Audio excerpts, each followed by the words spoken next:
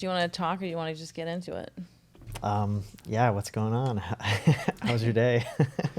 What was my? Oh, I had to wake up at like 7:15 this morning to drive all the way down to Kyle to go to the doctor's, and I had to fast, and I had to get a pap smear, and Oh, wow.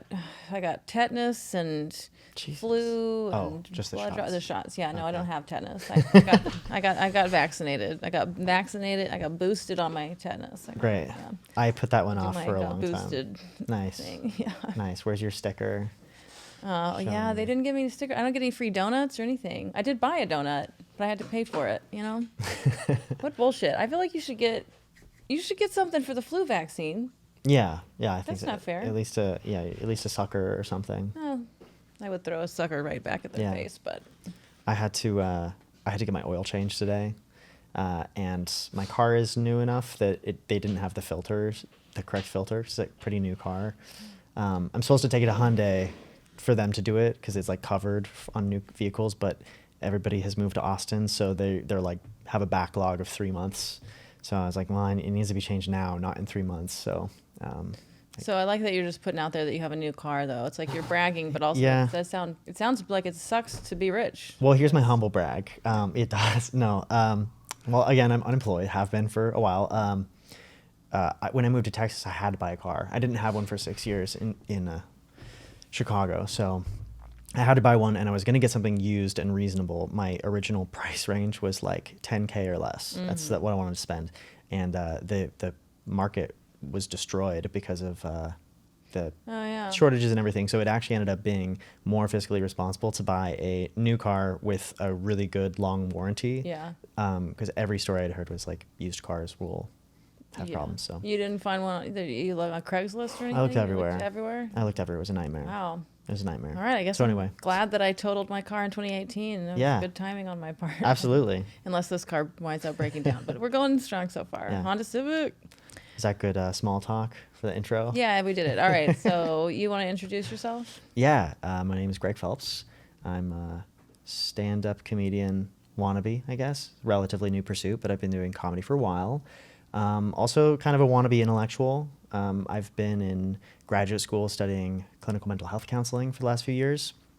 And I read a lot of books, a lot of serious nonfiction in my free time. So I'm not really qualified to talk on any of the topics we're going to talk about today, but...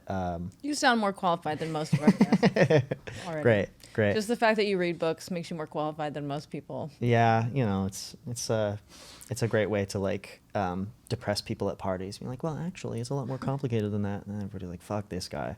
Mm-hmm. So yeah, that's my intro. I grew up in Washington State. I've been in Austin for less than a year. All right. Welcome to Austin. Thank you. And so what's your controversial opinion to bring to us today? Yeah, the crux of my opinion and argument is that I think most of the time that I've heard people critique capitalism, or they say they hate capitalism or hate living under capitalism, what they're describing is not really capitalism, but it is something else. So I'm not going to be necessarily defending capitalism per se, but I'm going to be offering a critique of like a lot of the arguments I hear against it, and sort of like asking people to define their arguments a little bit more and get deeper into like the sub issues that spawn from that. Okay, so you're pro-capitalism. Great. God damn it. Great. No, so yeah, you hear this all the time, especially in young liberal circles. Fuck capitalism, whether people expressly say they're socialist or even communist, but they're like, fuck capitalism, fuck late stage capitalism, we're in that, capitalism's the problem, everything's rooted. What do they say, like that they ground their perspective in anti-capitalist, anti-colonialist, whatever, all that kind of talk. And they always use the word praxis. Yeah. They say anti-capitalist praxis. Yeah. Which anytime somebody says praxis, I'm like, the only people that use that word are communists and socialist thinkers. Right. Which I'm friends with some socialists. Oh, me too. I mean, Me too.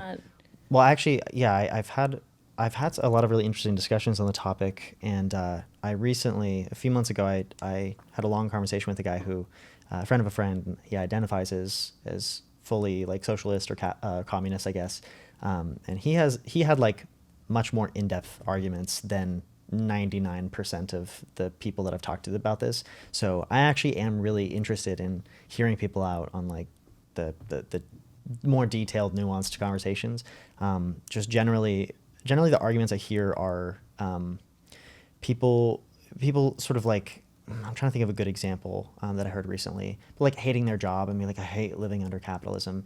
And they talk about really what I often try to pull out of it is like, oh, you hate corruption, you hate greed, you hate people being exploited. And I think those are all things that they're not like inherent under capitalism, but we've seen it happen a lot. But you could probably find those things show up in any other form of government if it's not run well. Right. Well, because greed, people are going to be greedy whether we have communism or capitalism Right. or anything else. Right. Right. So that's what you're saying. Most people are really upset about is greed and corruption. Mm-hmm. That's what I don't like, is the greed and the corruption. Oh yeah, I hate that. Because we could have, if we had a capitalist society, a marketplace and everything, but the business owners, the people who were profiting off of businesses, shared their profits more equitably with their workers, then we would all probably be pretty happy. Yeah. I think there's this idea that that there are rising crime rates when you have relative inequality. So places where the really rich live next to the really poor, you see a lot more conflict in crime, property crime, that sort of thing.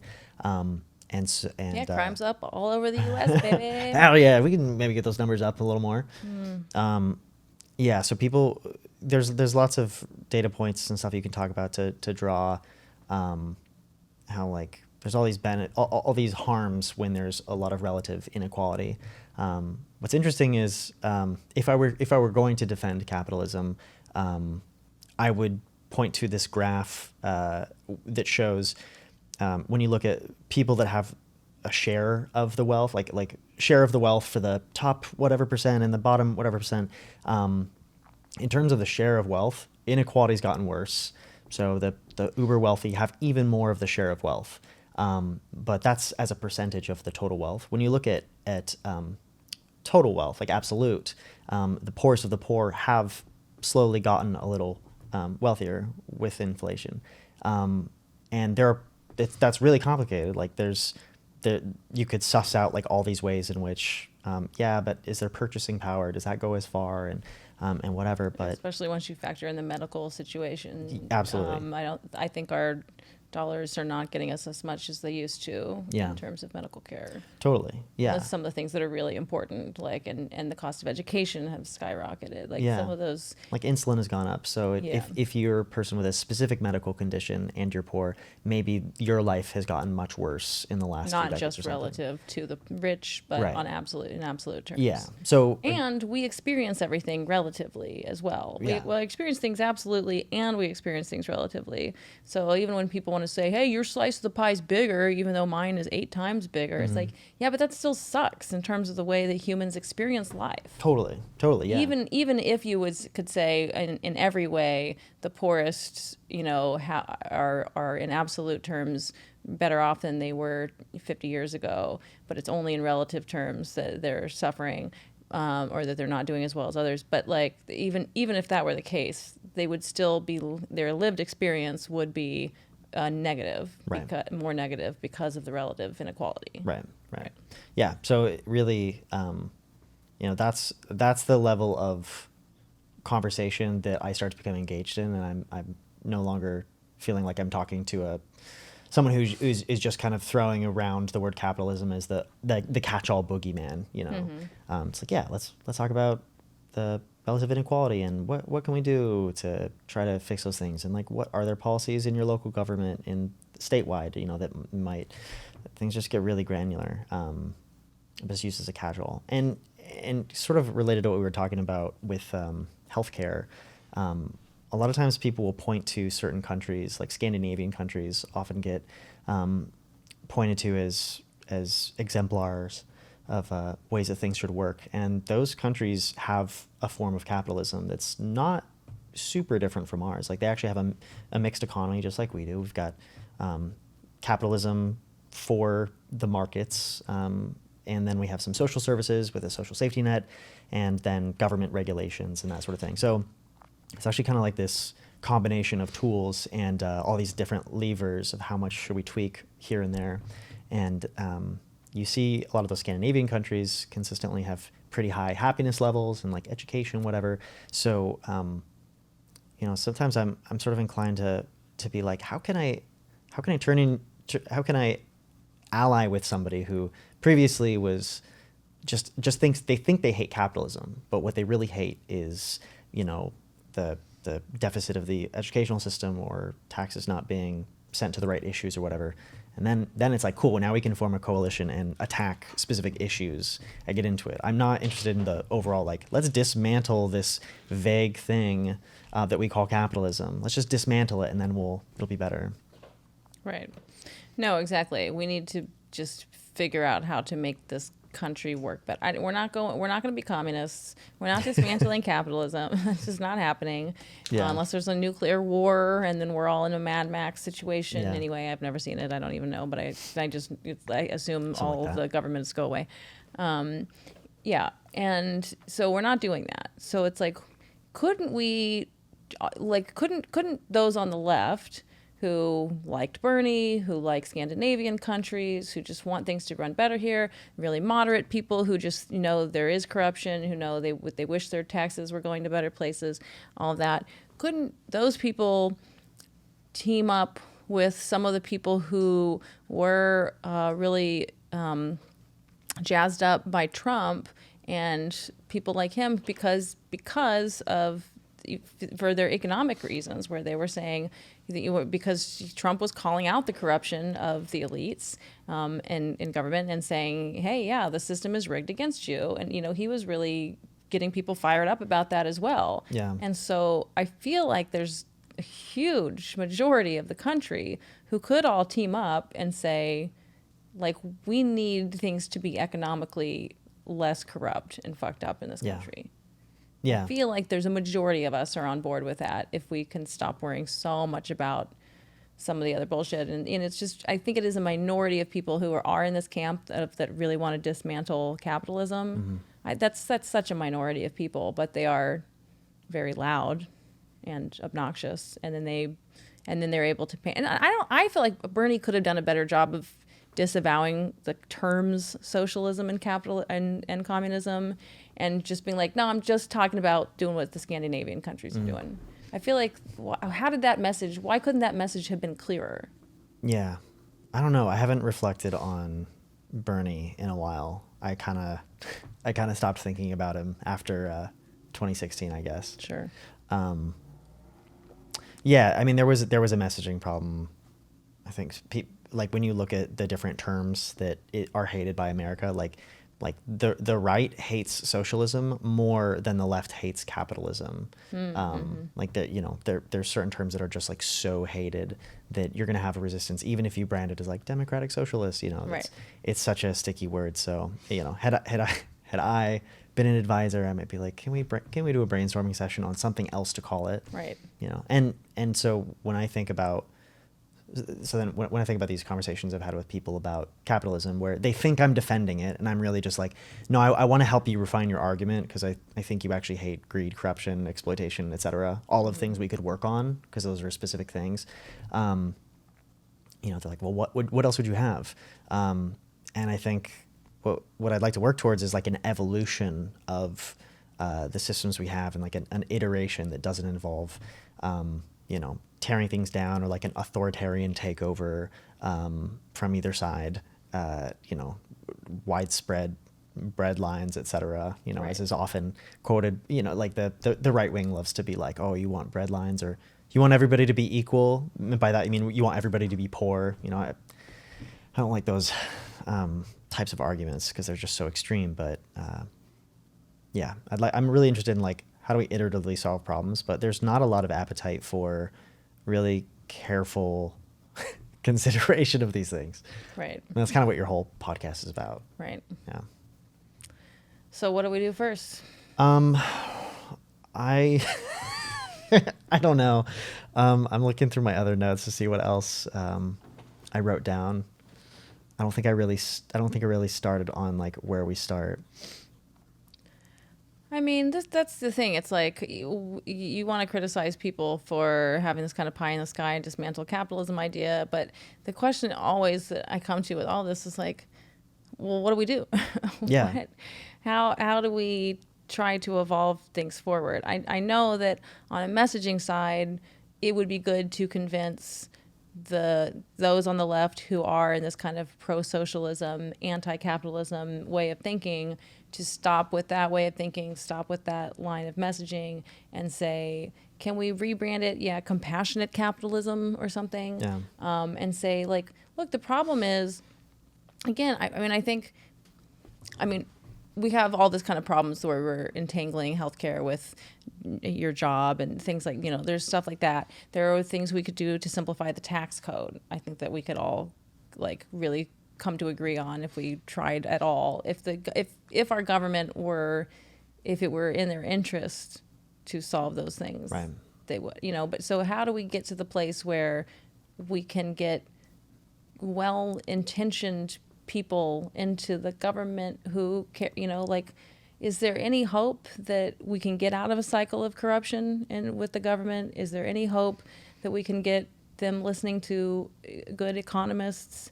Is there any hope that we can get people who own businesses to pay their workers more of the profits? Yeah, it's a lot.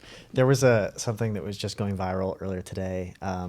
It was that classic Onion joke of like, terrible news, the worst person you know just made a really good point, and it was Matt Gaetz. Is that how you say his name? Matt Gaetz? Yeah. He was making all these points about like we need to get money out of politics and keep corporations from being able to do all this stuff, and every single point was super common, like bipartisan type support. Democrats love all of these things, and here's a Republican very Great. unpopular one. Yeah.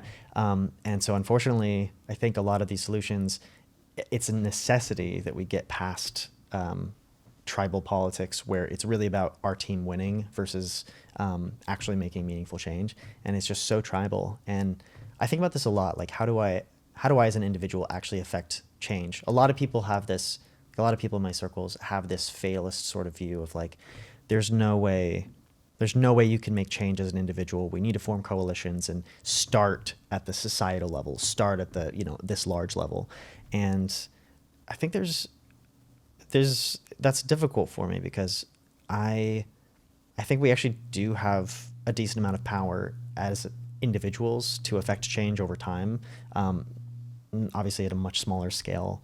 And I always get back to like, what are the basic elemental building blocks of society that are really important that could be improved right now? For me, I think of like our familial relationships. We're an incredibly divided generation where, the average millennial is totally at odds with their parents' politics. I don't actually know if that's been true for every generation pair like that. Mm-hmm. I don't know if that's gotten worse, but I do know that political divides have gotten worse and there's much less overlap now. So I suspect that's definitely gotten worse because I think so. It used to be that people would wind up gravitating toward the politics of their parents, the politics they Eventually. were raised with. They might stray in their 20s, but then go back or something like that. Yeah. But it used to be that people would wind up, normally being more politically aligned with what their parents were and are. But I don't think that's the case anymore for most people. Yeah.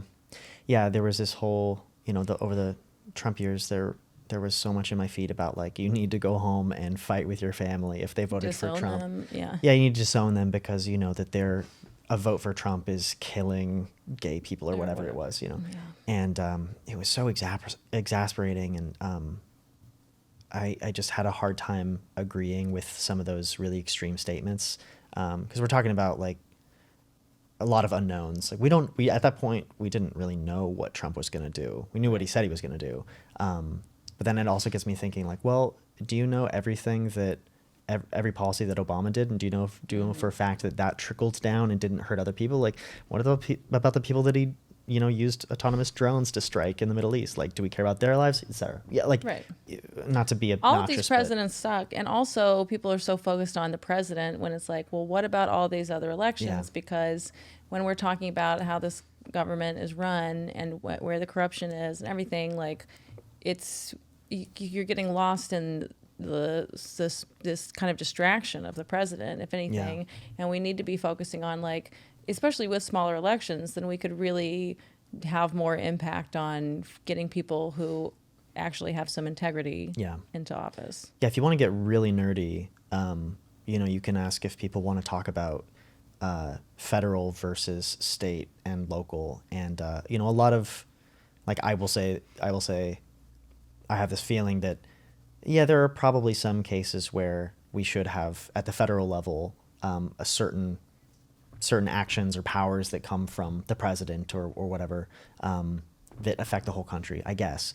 But then when you press me on, like, which of the things we should do, it's hard for me to pick out ones that I wouldn't even consider counter arguments for, because this opens up a whole thing about there was this argument that Roe v. Wade would have had abortion acceptance would have been much different had it been like state by state rather than a Supreme Court decision, and same with gay marriage. It's like we were actually making pretty steep progress getting gay marriage accepted state by state, and then I was really happy that we had a Supreme Court decision that just made it legal everywhere. But I was also at the time living in a state where it was already legal and it had just been legalized, and it was like it was really cool. So it sort of felt like, maybe it was just because I was in a state that had legalized it, but that it had just legalized it. I was in Washington State. State. Just under the wire. Yeah. Washington State legalized weed and gay marriage, and then weirdly, Washington State had like a weird track record sometimes of doing a few things that were very progressive, and then one thing that was like totally off the beaten path, kind of libertarian-y, which I kind of liked the character of that state. It was the image of like the gay weed smoking gun owner who defends his weed farm with his rifle. Anyway, it kind of went off on a chain there. I had just moved to Texas from Massachusetts when gay marriage was legalized, or was made the law of the land, however we say this. So I was scared because I didn't know if I would be able to get married in Texas, and so I was very grateful that it had happened nationally, so that I could get married and gay divorced again. So it's really important to me to get that second gay divorce under the belt. So thank God for the Supreme Court. No, I don't know. It is one of those things where I really like the idea of winning hearts and minds and allowing we see now we've lost abortion protections because, and maybe if we hadn't done a top-down imposition of those rights, maybe we could have built up goodwill toward that. We could have convinced people over time, like, this is what we need. And we see some states now, it's looking like after these midterms, it's looking like some more people are wanting to protect abortion rights on a binary basis than not. Than we even feared. And with gay marriage, I think we really, I think the very solid majority of the country is totally on board with gay marriage. And so, or at least doesn't want the government to outlaw it or whatever. So, maybe we didn't need that law. Maybe it'd be better if we had just gone state by state. I don't know. Yeah. Well, I'm not willing to take that stance because I know so many people who lived in a state where it wasn't legal, and they were actively wanting to get married to their partner. So, I can never say to those people like, you could have waited a few years, and potentially not been able to see your lover if they were on their deathbed and you were separated at the hospital. Like, those are really, this is what we're talking about when we're talking about like the specifics on the issues like that get really concrete. It's much more gripping and visceral when we get into like, how does this actually impact individual people's lives? Rather than talking at the really high level abstraction, like, oh, capitalism sucks. So anyway, I'm trying to bring it back around to that topic. But when you start getting into this stuff, it gets into really expansive, really politically nerdy conversations about the role of the state or the role of the federal government or the executive branch, et cetera, et cetera. And most people don't have the desire. I mean, to be honest, I don't even really, I like nerding out about it sometimes, but I don't really have the mental focus to like read enough and learn enough about that stuff to talk about it in any context where it matters, except to just kind of be like a devil's advocate when I hear things I disagree with. So when it comes to these Scandinavian countries, I just call them all Scandinavian countries, not even, all I the wrote down a ones in list. that kind of area. I wrote down a list because I didn't want to be a fool and be like, what? So what is? Okay, well, you just called me a fool, but that's fine. No. Because I was like, we're talking about like Norway and Sweden and Denmark, right? Like I thought that was those. Maybe but, there's a few others that are pretty good. Skanda. Yeah, all the Scandies. Yeah. The tall ones where things are, So their system, basically they get taxed a lot, right? They get taxed a fair amount, but their taxes are used well. I've heard that the people, like their doctors, don't make nearly as much money as ours. They do well, but they don't. But maybe their schooling is a lot cheaper or free anyway, so they aren't saddled with all these medical bills they got to pay back. But then they're not millionaires, but they're doing well. But it's just like basically the whole economy is kind of squashed down, so it's just like way more middle class. Are these things that we couldn't do? Is it because they're smaller? Because people say this is because they're smaller countries that are more homogenous. Potentially, that's an issue too. So it's easier for everyone to kind of care about each other and feel like we're all in this together, and not want to step on the neck of your fellow man in order to make money off of him. That it's harder to exploit your laborers when we know with smaller businesses, the smaller the businesses, the more the owner is probably going to want to pay the employees, because it feels shitty when you know them. But in a larger, you still get exploited in this. It's just because it's just so normal that people just accept it. But still, the larger the corporation gets, then the easier it is when you don't even have to meet your employee to pay the minimum wage, right? There are some companies that are good examples of fighting against that, and I do think we could evolve corporate ethics.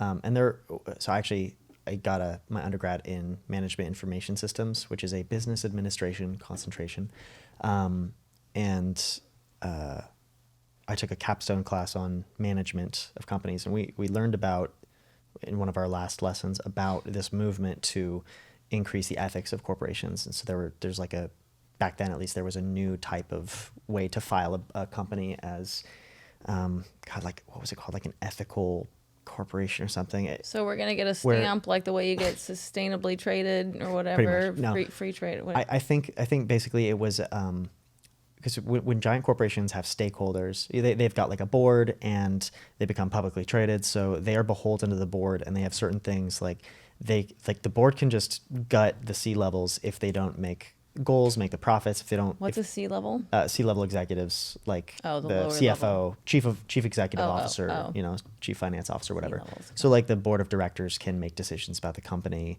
and they're beholden to the shareholders. So like, people can sue each other if they aren't like going towards profit, and that creates a lot of problems, right? Like if we want to talk about criticisms of unchecked capitalism, et cetera, major corporations that are just they have embedded growth obligations. Like they have to grow in order to make money pay and their meet shareholders. If they have to grow, and they'll do that at any cost, and they'll do things like devastate the enviorment, right?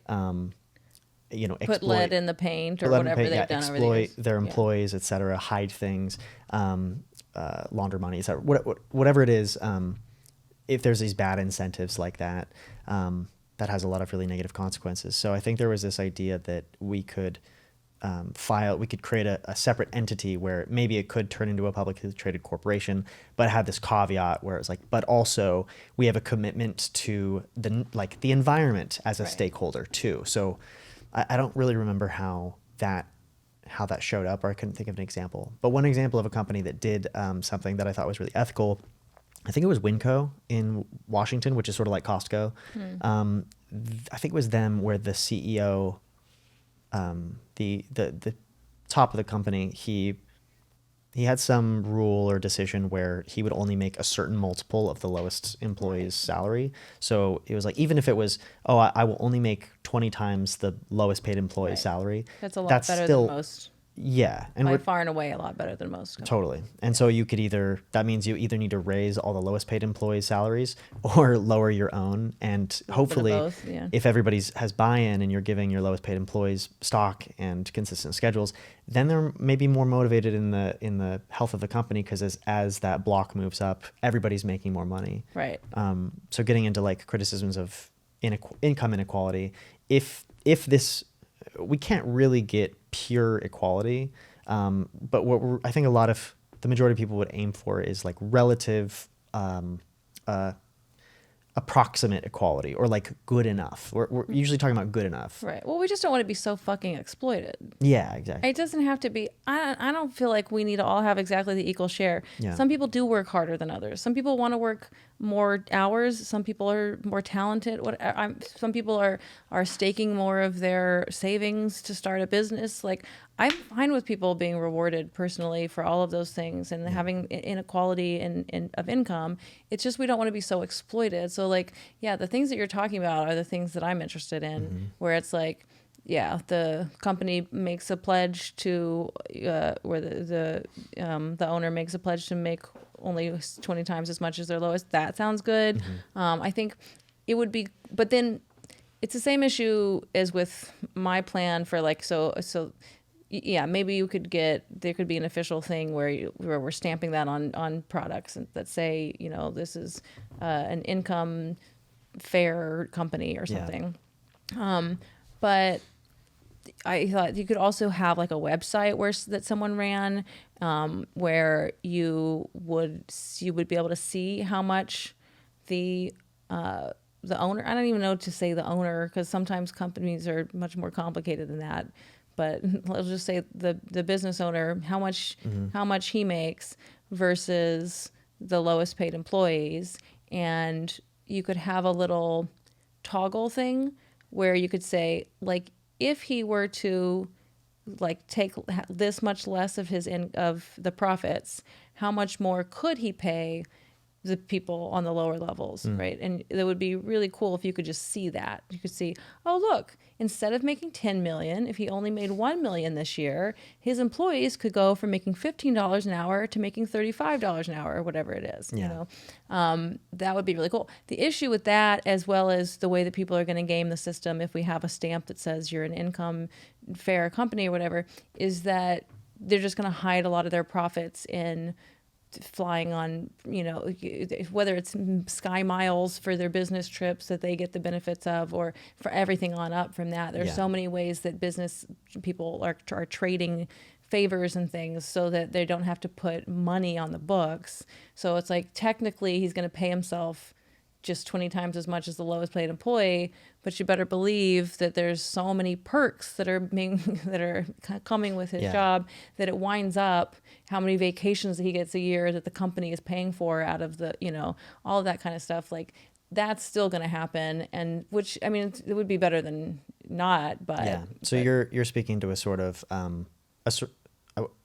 might say cynicism, or like a knowledge of human nature, that if we do create these cool things, there are going to be people, maybe the majority, maybe just some, hard to say, that are going to game the system. It creates certain incentives to get around it. It's just like, oh yeah, if you increase taxes, rich people, the richest, will find a way to get around them as best they can, or whatever. And I think that's important to note that, okay, so no matter what we do, people are going to find a way to get around it. Okay, so does that mean that if we have communism, people are also going to get around it? Right. One of those has to, like, if people are going to be greedy and find ways around things no matter what, I think having a totally different structure of government then is also going to have people getting around the system, having... No, I still think we should do all of those things. I just want people to be aware as we're designing those systems and those, and certifications or whatever, or that we're applauding companies for doing that. Like, let's keep an eye on the ways that we're hiding money that should be considered part of the income. the benefits and perks that you get from your job. A lot of, because the better your job is, the more, a lot of what you're getting out of it is also going to be like, oh yeah, well, I traveled for my company this year, and so I got to gain all of those. I'm just using the Sky Miles thing because it's the simplest one, but it's like I got to get all those miles, and now I get to go to Bermuda for 2 weeks because of that. And it's like no money. It's like, no, that's money that you get from your job. Like that's part of your income. That's part of your income. It's just that we put it in these different ways. It's just like, or if you get money back on your credit card, like it's all money. It's just being kind of hidden in different ways. It's just, there's different ways that the more money you have, the more you're able to get in on that system, that money makes money. Yeah. And so that's just part of it. And so I just want people to be aware of that. And again, and it's part of my dream of this website where you could toggle and see how much money the CEO makes versus the lowest paid employee. He's tying up his money in stock options, say. So his money is coming from that. So if we're still going to have this stock situation, which I don't think we're going to get rid of that, then so much of their money, it's like, it's not coming in a paycheck. It's coming in the form of these benefits like stock options. So then how can we get the transparency that we want? Actually, for a while I worked for a company that did claim to have total pay transparency for all people. It was a smaller company, so I think they were sort of founded with some core principles related to this idea of total transparency. So you could actually look in their wiki documents. You could find pay tables, like they kind of obfuscated it slightly so that you could see like the level somebody was at, and then what that a person at that level was paid in both salary and stock on a rate basis. Good. So you could get with pretty good accuracy about what somebody made per year. And I thought that was really cool. It had to be kind of in the DNA of the company from the start, and there was transparency, and that also meant that they could negotiate really well with new candidates and be like, oh yeah, this is what we offer, and we're really transparent about it, and you'll be able to see what the founders make. Is there any reason to not just have a law that said that companies had to be transparent? And just to say that pay and stock options, how about that? So is there any reason not to just have that where we mandate that companies tell how much people are making? Well, if I was gonna argue that, I'd say the first thing that comes to mind is that's taking away a freedom to privacy for a private business. Shouldn't have to. If I was arguing this, private business shouldn't have to disclose that to the state. And it's sort of like, why is the state getting in my business? Obviously, they're going to see how much you make on your taxes. Right. So but in terms of like, business hey, anyway. I don't need to share with you. What about my competitors? It's not the state. It's the public that would be getting that information. Yeah. Well, the state's already getting it. When you do your taxes. Yeah. So I guess they might argue. One way to argue, they might be like, well, I don't want all the competition to see the inner workings of my company, and they could guess how well we're doing based on our raises or whatever. I don't know. That's kind of how I'd approach that. But something you said earlier about the idea of letting companies. So either you could go several routes. So you could go the like WikiLeaks style or whistleblower style, where people anonymously report these things and find that information, which kind of sows distrust, but has its pros and cons. Or you could do this optional opt-in sort of thing, like a social movement where progressive tech companies could be like, hey, we want to increase transparency, and we encourage as many other companies to do this. That actually is like the real like free market of ideas kind of way to do that, is try to change hearts and minds, company by company, and get people to buy in. And then those companies would want to they'd be attracting talent.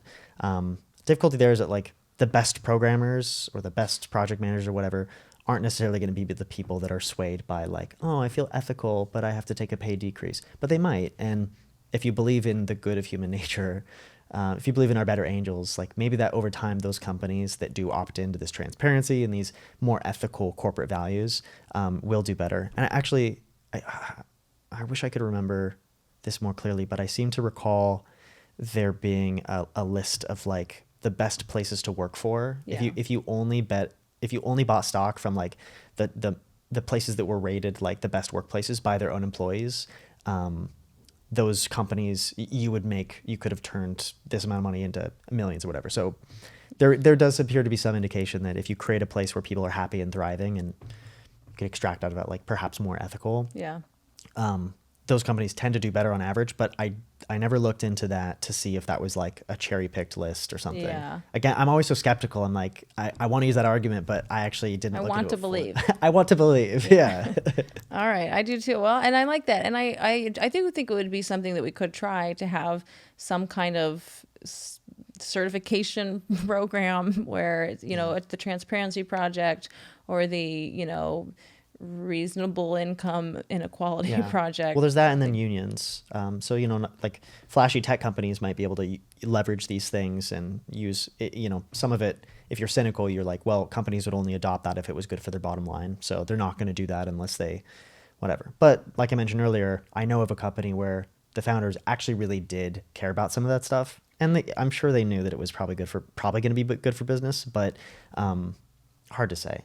So you have that, and then you have less sexy, less in vogue jobs. It's like, oh, what about the fucking cable workers that repair our phone and energy lines and everything like that? How do they compete in the marketplace of jobs using those sort of things?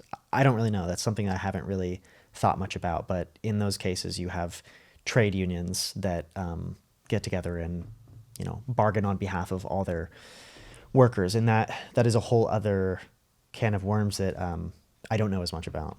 Yeah, I don't know as much about unions. All I get is the vibe that they're getting less and less popular all the time, and It depends on the ones. depends on the ones. Yeah. Teachers unions and police unions, very different, but they're both unions. Well, they're very unpopular on the outside. The insiders, I guess, are really enjoying them, but the rest of us are all shaking our fists at both of those unions. Yeah, I don't know. Yeah. It's complicated.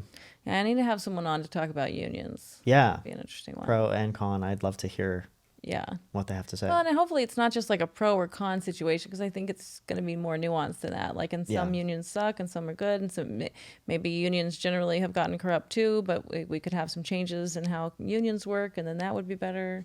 Yeah. Yeah. Yeah, it's hard talking about these giant societal level problems, and it always brings me back to what are the building blocks that I can change in my own life. It's like what are some things that I would like to exist in society, and can I start creating the basic building blocks of those in my own life? Like a group of people that gets together regularly and shares meals and can create some sort of small economy of scale. Like, hey, is it cheaper if we make a big old pot of soup and everybody brings some bread? Like that kind of stuff. Metaphorically and literally, that sounds incredible for this cold weather. But can we get like some? I wish I was friends with more of my neighbors. And my dream is to move to a neighborhood where there's like a sweet older woman down the street I can befriend and like have a mutually a symbiotic relationship where I help out with her yard. You in her old age, could meet whatever. your neighbors. I could, yeah. Just have an event. Yeah. Just put some, either knock on people's doors or put flyers on their doors or something and say, because my parents do this, because like every August, the first Monday of August or something is like neighbors night out, and they have ice cream. They have like an ice cream social for their neighbors. I love that. Yeah. So just invite all your neighbors over for a game night. So I knew my neighbors when I lived in Chicago. Yeah. I lived in a building where I knew every single person in my building. We had like 9 units, so it wasn't hard to know everybody. And that was really enriching. Like one person that lived above me, she'd have me watch her dog occasionally, and during COVID that was really nice because I got to hang out with her dog sometimes. We didn't have to exchange money. It was just like, oh yeah, you've got a dog and you need it watched or walked occasionally, and I get the social benefit of that. And we created this social bond. Sure, you could get a cup of sugar from her sometime or whatever. Which I literally think I did one time. And I had several neighbors where we had a sort of mutually beneficial relationships. And I know so many people who hate the idea of meeting their neighbors, and most of them are like Democratic voting people. Right. And I will say the friend that I have who identifies as a communist or a socialist or whatever, I thought I had a gotcha question, when he was really trying to sell it to me. And I said, kind of like cockily, I was like, how many of your neighbors do you know? He goes, actually a lot, like 9 of them by name. And, I was like, I really appreciate that, because I don't think I would really want to go further in the conversation if he had said 0. Right. So if you can create a perfect little model of what communism looks like in your neighborhood and it actually is working for people, great. Let's keep talking about that. Like if you're really invested in knowing your neighbors and being the change you wish to see. That's where this podcast started, really, was we're talking about the ideas about neighbors really getting to know each other and having community events, and then knowing each other's needs, because you can cut out a lot of the middlemen in the economy. You can cut out, you're cutting out like the cost of, you're just thinking about, if you use the WAG app, for instance, get your dog walked. It's like, it might even be your neighbor from 2 blocks down or something who winds up walking your dog, but you pay $22 an hour. The dog walker makes $9 an hour, and the rest of it goes to WAG. Yeah. It's stuff like that just drives you crazy, where you go like, this seems cool that we've got this app that makes it so that it's easy to find work, but if we just knew our neighbors, we could figure out a better way to do, whether you were paying someone in money or in whatever other kind of neighborly stuff that comes up. That would be better, and we wouldn't have these corporations who are now, I'm sure whoever owns WAG, I mean, I guess I'm not 100% sure, but I imagine the people at the top of WAG make a lot of money. I imagine. The people who are in the middle rungs are being exploited somewhat, and the people who walk those dogs are barely making anything. Yeah, that can't be a great living. I just started driving Lyft to kind of experiment with it, see if it's something I could handle. And it's kind of a nightmare, and it's not enough money to be worth it. I did have some lovely conversations with a few people, and a few of them tipped me on my first day. But the second day, I had pretty nightmarish encounters by my standards, which is like can be pretty anxious, so it's a low threshold. But like people trying to grab my phone to change the Spotify music, and like, do not touch a gay man's phone. That is, there are things on there that you've never heard of that you cannot see. But anyway, I can't believe people are grabbing phones. That was pretty egregious, and they did not tip. I can't believe people aren't tipping. Yeah, that's crazy. Yeah, it's frustrating. I will say that. Well, I can imagine some people not tipping. I'm aware of. Yeah. I especially have an image of a 22-year-old girl with her dad's credit card not tipping. That. Yeah. It definitely has made me more encouraged to tip more often, even if it's $1. Yeah. It's actually a mental little. It's a little bonus. It's huge. It's a lot. Well, because the tip you get 100% of. Yeah. Something you touched on that I would love to jump back to about this idea of relying on our neighbors versus everybody being expected to be like a rugged individualist. And like there's a trade-off there that I think you can kind of extrapolate on. So there's this idea that you could rely on your neighbors for a cup of sugar here and some eggs there and some built-in social stuff. Maybe they actually know you well enough that they can watch your kids or whatever. Like we used to have that more, I guess, when there was more generations living. And in some countries and some cultures within the US, there are more intergenerational households where, the grandma and grandpa live, downstairs or whatever, like, and that can actually help take care of the kids, or you have multiple siblings, families, whatever. But there's also an interesting issue in there about like, what if your neighbors suck? I had a few neighbors who, like one who caused issues and was really, really mean, really disagreeable, and unfortunately I just don't think was in their right mind. And everybody kind of avoided this person, and so, in some cases we were like, are we going to be in legal trouble? Is it going to bankrupt our whole building? And because we're all tied to this building, like the ship goes down together, because we had such bad interactions. Wow. And it was really nightmarish. And you have to, when you start meeting your neighbors, you have to reckon with the idea that you can't choose. You can't just make these people go away. So you have to rely on people, but you have to balance that with, like, sometimes people are really terrible. And I think I'm a pretty warm person. I'm pretty easy to get along with. I tried so hard to be welcoming and warm this person up. And they were so mean to me. And it was almost absurd. It like brought out the worst side of me. I'm like, what the fuck? I'm so generous with social graces with people that are disagreeable. I actually love disagreeable people because they're fun to be around for a bit. It reminds me that like sometimes being abrasive is good.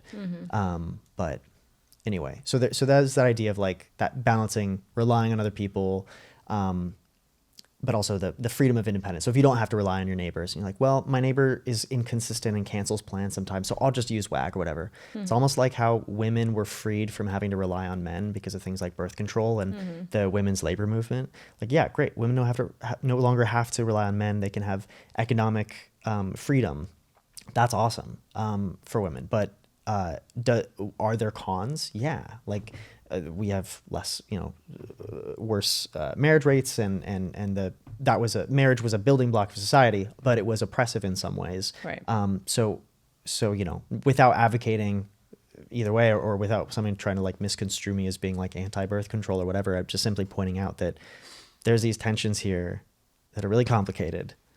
In a There's dream, always some unintended consequences. yeah, I want to rely on my neighbors. I really do, and I do fully intend. I don't think we need to get rid of WAG. No, it's an option. It's just, but it would be good it would be better to just try to see if you do have some good neighbors. Yeah. It's so simple, because you might have someone downstairs who's unemployed, and you might work out with them.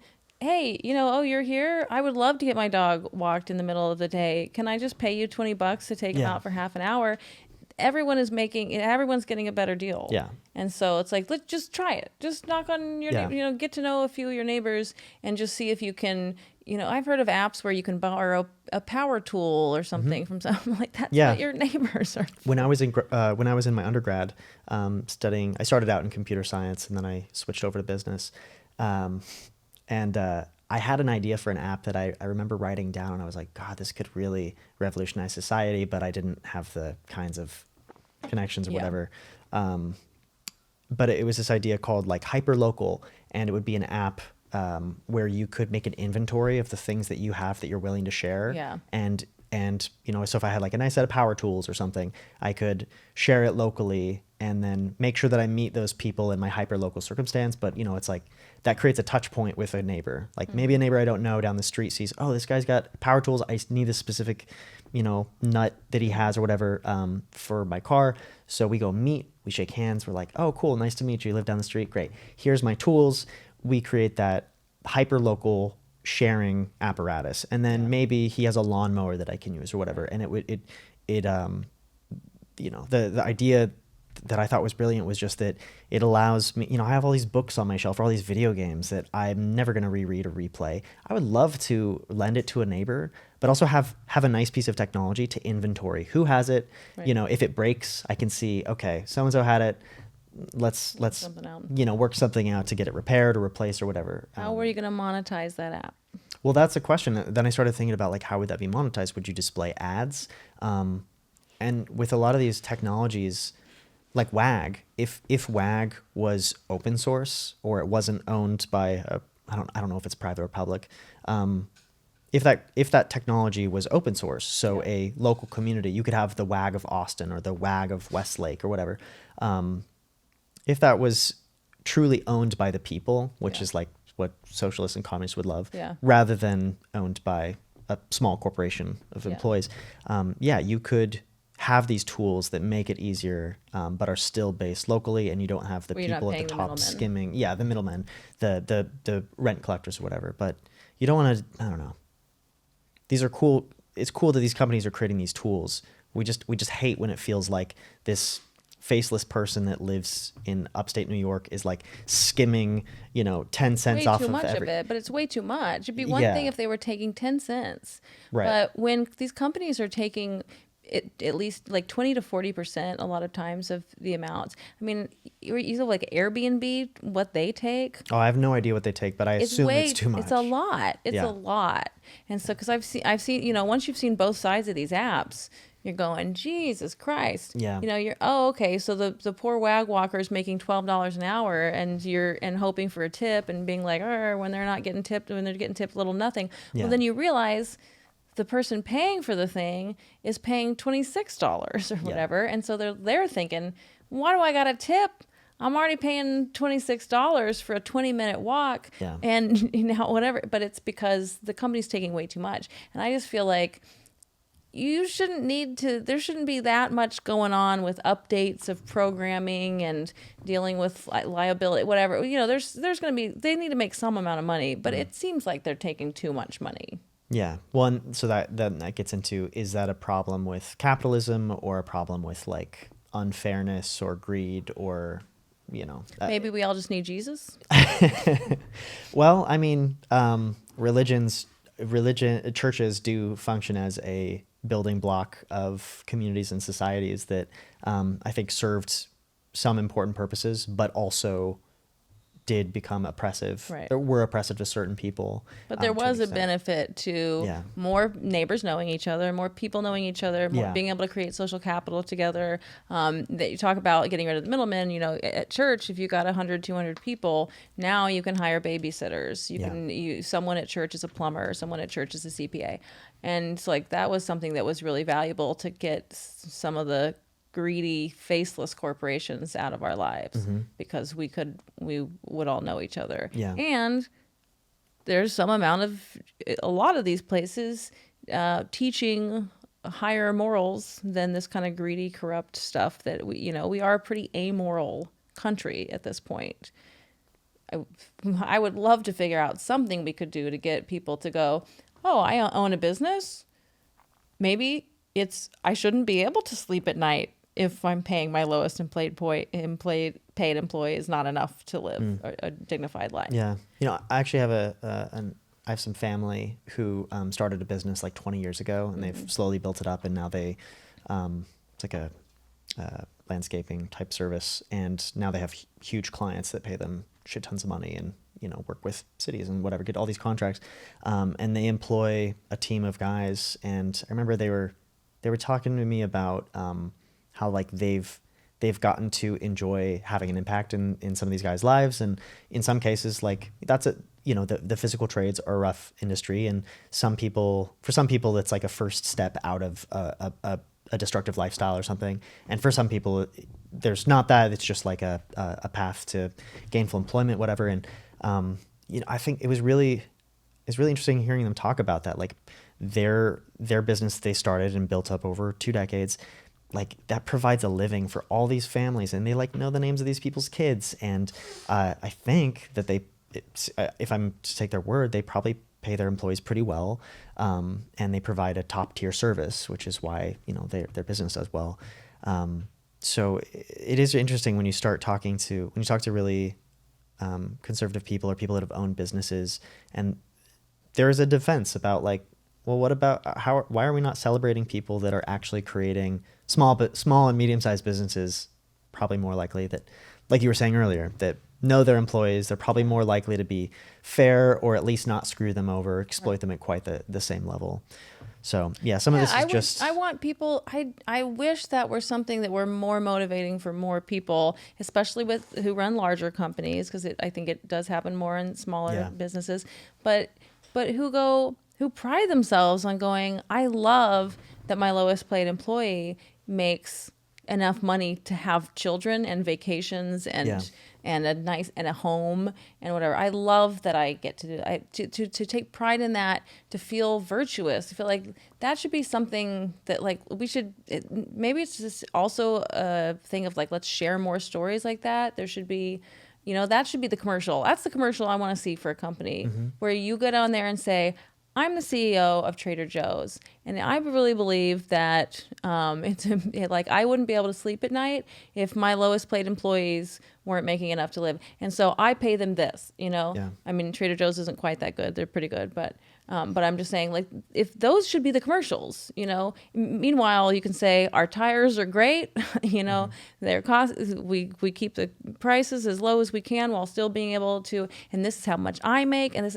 Wouldn't that be so cool if you came out and said, you know what I mean? And then women should be very attracted to that, and men. Women should be attracted to men who are generous to their employees. Who like that should be what's. Women should not sleep with men who exploit their employees. these whore women who are blowing the dude because they want the Mercedes to, whatever. I don't even know what rich people do. But that's a frustration for me. That's what is attractive in our culture should be generosity. It should not be this, just like, oh, I don't care how he makes his money. It's just so nice that he's buying me things. Yeah. Ugh. I mean, I know I'm simplifying it for somebody, but that is how a lot of it is. It's in the sexual marketplace, men should be rewarded for being good to their, and running generous companies that have good products that are not poisoning the earth or its people, that are as reasonably affordable and that pay or not even affordable because that doesn't matter. It could be a luxury good, but where their employees are being treated well. That should be attractive, and making money at all costs. No one should sleep with those guys or women. Yeah. I mean, I would certainly love to see the people with the highest ideals for humanity be the ones that proliferate the most, but it's a hard, can't regulate that. How long are we going for? We should get into wrapping it up. Okay. Yeah. Just wasn't sure how long you got in the studio. Mm-hmm. Closing thoughts? Yeah, let's get into closing thoughts. Okay, here's a relevant quote that I wrote down from Robert F. Kennedy. GDP measures, GDP, gross domestic product, measures neither our wit nor our courage, neither our wisdom nor our learning, neither our compassion nor our devotion to our country. It measures everything, in short, except that which makes life worthwhile.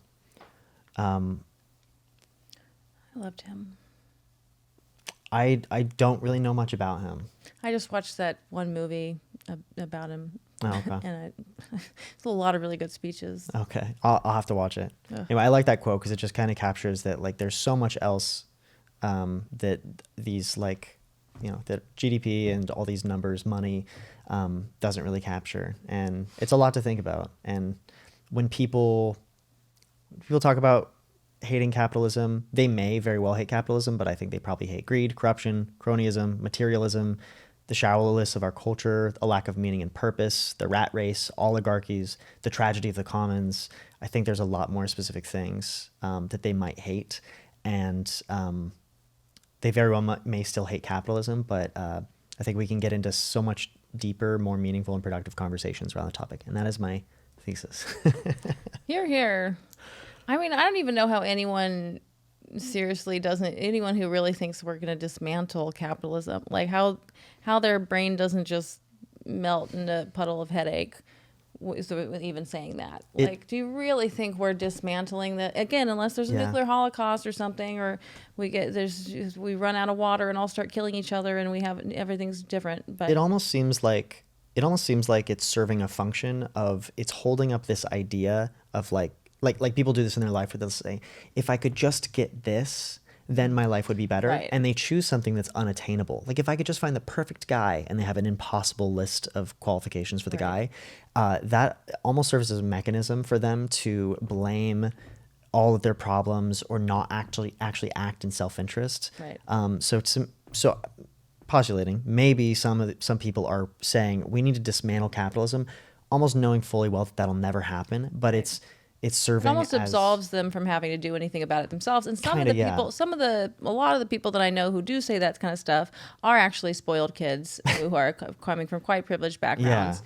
Who pretends to be poor. Who are just, like throwing their hands up in the air, just working for some shitty company that they know to be evil. And then they're going, oh, what can I do? It's part of the system, whatever. Yeah. You go, well, you could not work for that company. I would love to help those people find the purpose and the meaning that would let them stop blaming everything on capitalism, and would help them, find a mission that's actually achievable. Yeah. But again, what do we do? We start blowing dudes who are generous. Not me, but the other women. Oh, don't just blow them. I think you need to be impregnated by them. And be impregnated. That's what I say. Breed the good men. All right. Well, I think that's. I mean, you're doing your part to blow the good men, right? Yeah, trying. But I mean, that's not leading to that's not adding compassion to the genetic thing. If anything, gay guys are taking people out of the. No, but men, they don't want to have babies on an evolutionary level. Is to make babies that they feel like they want to fuck because of that. But they actually just want to fuck and get their dick sucked. So like, I mean, so on just a rewards level, on a rewards level, we can still reward good behavior this Okay. way. Yes, it would be good to breed the generous men too. I'm fine with that, but you can still do your part as a gay man. Find business owners who are paying their employees well. Yeah. I actually have offer an to give them LLC free that specific. Yeah, we award blowjob awards to the most. That could be the ethical stamp business too owners. on the products. Yeah. This is a recipient of the blowjob awards, and everyone will just know what that means. Yeah. The quality of the blows. You know what? If we could really get this off the ground, I would even consider giving. Well, I don't know. I hope people make it to the end of this podcast to getting. There's got to be women business owners. I could, But I'll for sure go down on women business owners who are paying their employees well. Yeah, I'll make that pledge. Women going down on women in business. Women going down on women in business. So that's the book, Women, all right? Women under women in business. Yeah. Women on women in business. Women in women in business. Women and women. Women in women in business. Lean into women in business. Yeah. Okay. All right. That's the book I'm gonna write. Well, this was a pleasure. Yeah, thanks, chatting Greg. this out. I think we solved a lot. I think we did. It might need a part 2 or 3 or 5. So yeah. So pro capitalism. It feels gross. Okay. Yeah. Anyway. Yeah. Okay. Bye. Bye.